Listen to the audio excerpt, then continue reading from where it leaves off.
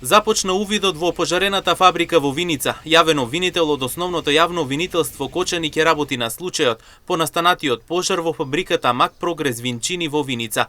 Како што стои во соопштението на јавното обвинителство на Македонија, увидните дејствија ќе продолжат и во текот на следните денови, бидејќи како што велат во дел од магазините за суровини и готови производи, се уште има жаришта кои тлеат.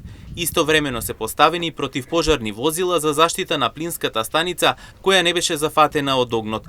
Во текот на утрешниот ден на увид на лицеместо е повикано да присуствува и вешто лице електроинженер. Во меѓувреме обезбедени се и снимки од видеонадзор и се преземаат други дејствија за испитување на настанот. Инаку пожарот се случи во саботата на 6 септември во 18 часот и 30 минути, а во истиот целосно изгоре еден погон со 3 модерни автоматизирани линии за производство на наполитанки, вафлер барови и тортички, заедно со 2 магазини, од кои еден за суровини и еден за готови производи во главната фабрика Винчини во Виница.